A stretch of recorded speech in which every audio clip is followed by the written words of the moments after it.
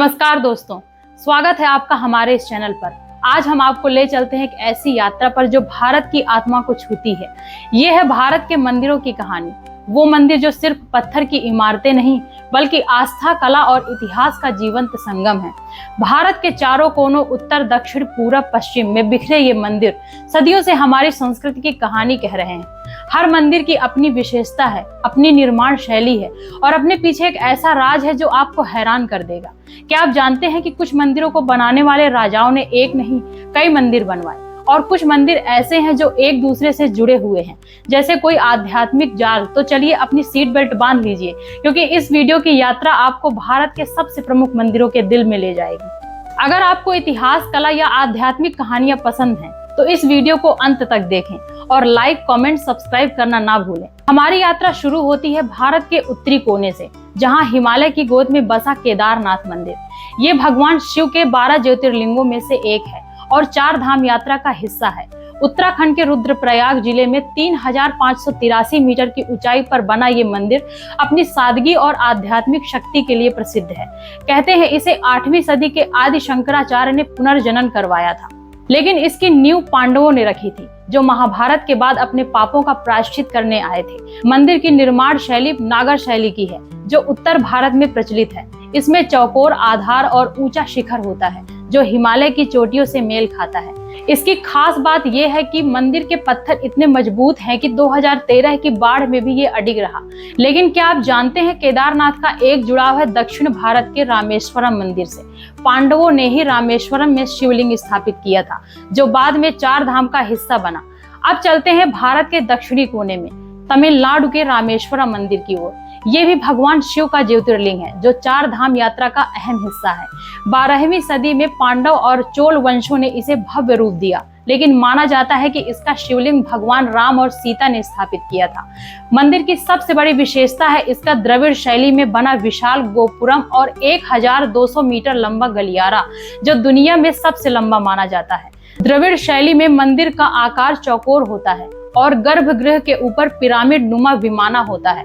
यहाँ 22 पवित्र कुंड हैं, जिनमें स्नान करने से पाप धुल जाते हैं। रामेश्वरम का एक और रोचक तथ्य समझते हैं।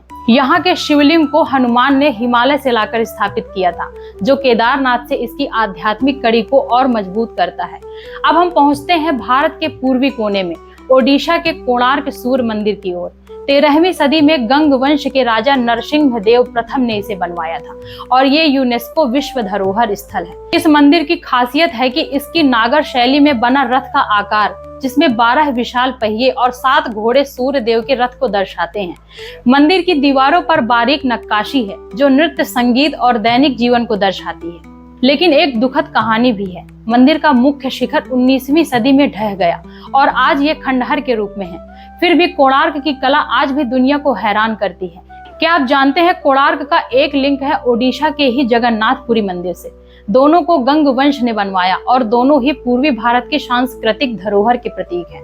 पुरी का जगन्नाथ मंदिर भारत के 4 धामों में से एक है और भगवान विष्णु यानी जगन्नाथ को समर्पित है। 12वीं सदी में गंग वंश के राजा अनंत वर्मन चोडगंगा ने इसे बनवाया।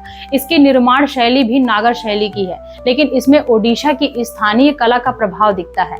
मंदिर की सबसे बड़ी विशेषता है इसकी रथ यात्रा, जिसमें लाखों भक्त भगवान जगन्नाथ, बलभद्र और सुभद्रा की मूर्तियों को रथ पर खींचते हैं। एक रोचक तथ्य यह भी है कि इस मंदिर का झंडा हमेशा हवा के उल्टे दिशा में लहराता है, जिसे चमत्कार माना जाता है। गंग वंश ने न सिर्फ जगन्नाथ मंदिर बल्कि कोणार्क सूर्य मंदिर को भी बनवाया, जिससे पूर्वी भारत में उनकी विरासत का पता चलता है। अब हम आते हैं भारत के पश्चिमी कोने में, गुजरात के सोमनाथ मंदिर की ओर।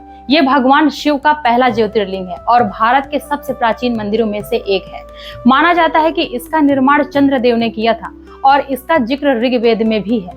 11वीं सदी में सोलंकी राजा भीमदेव ने इसे पुनर्निर्माण करवाया, लेकिन इसे कई बार तोड़ा गया। 1951 में सरदार वल्लभ भाई पटेल के प्रयासों से इसे फिर से बनाया गया। मंदिर की नागर शैली में बना गुंबद और समुद्र के किनारे इसकी भव्यता देखते ही बनती है। इसकी एक खास बात यह भी है कि मंदिर का शिवलिंग इतना शक्तिशाली माना जाता है कि इसे कई हमलों के बाद भी नष्ट नहीं किया जा सका। सोमनाथ का एक लिंक है गुजरात के ही द्वारकाधीश मंदिर से, जो 4 धाम का हिस्सा है।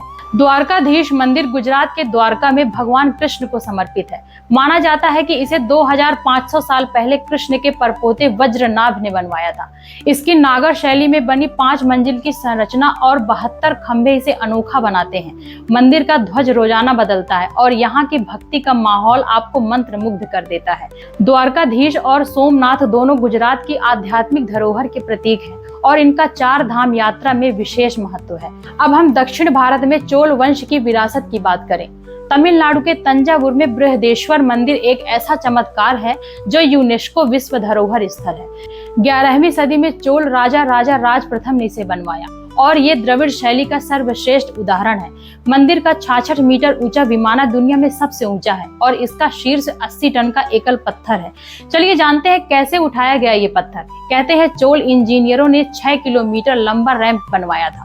मंदिर की दीवारों पर नृत्य और संगीत की नक्काशी है जो चोल कला की समृद्धि दिखाती है। चोल वंश ने न सिर्फ बृहदेश्वर बल्कि गंगैकोंड चोलपुरम और दरासुरम मंदिर भी बनवाए जो एक ही शैली में है और यूनेस्को की सूची में शामिल है। अब उत्तर भारत में एक और रत्न की बात करें। मध्य प्रदेश के खजुराहो मंदिर 10वीं से 11वीं सदी में चंदेल वंश ने ये मंदिर बनवाए जो यूनेस्को विश्व धरोहर है। ये नागर शैली में बने हैं और इनकी सबसे बड़ी खासियत है इनकी कामुक और दैनिक जीवन की नक्काशी। कंदरिया महादेव मंदिर का शिखर 31 मीटर ऊंचा है और इसमें 84 छोटे शिखर हैं। चंदेल वंश ने खजुराहो के 85 मंदिर बनवाए जिनमें से 25 आज भी बचे हैं। खजुराहो का एक लिंक है मध्य प्रदेश के ही सास बहु मंदिर से जिसे कक्ष पघात वंश ने बनवाया। दोनों ही नागर शैली की उत्कृष्ट मिसाल हैं। दोस्तों ये मंदिर सिर्फ इमारतें नहीं बल्कि भारत की कहानी है। केदारनाथ और रामेश्वरम हमें 4 धाम की यात्रा कराते हैं। सोमनाथ और द्वारकाधीश गुजरात की भक्ति को दर्शाते हैं। कोणार्क और जगन्नाथ पूर्वी भारत की कला और आस्था का प्रतीक है। बृहदेश्वर और खजुराहो हमें चोल और चंदेल वंश की इंजीनियरिंग का लोहा मनवाते हैं। लेकिन इन सब का असली महत्व क्या है? ये हमें बताते हैं कि भारत की आत्मा उसकी विविधता में है। नागर और द्रविड़ शैली में, शिव और विष्णु की भक्ति में और उन राजाओं की दूरदर्शिता में जिन्होंने सदियों पहले ये खजाने बनाए। तो दोस्तों ये थी भारत के प्रमुख मंदिरों की कहानी। आपको इनमें से कौन सा मंदिर सबसे ज्यादा पसंद आया? क्या आपने इनमें से किसी को देखा है? कमेंट में जरूर बताएं। अगर आपको यह आध्यात्मिक यात्रा पसंद आई हो तो लाइक करें, शेयर करें और हमारे चैनल को सब्सक्राइब करें। बेल आइकन दबाना ना भूलें क्योंकि अगले वीडियो में हम भारत के और राज खोलेंगे। तब तक के लिए खुश रहिए, स्वस्थ रहिए और आस्था की इस यात्रा को जारी रखिए। धन्यवाद।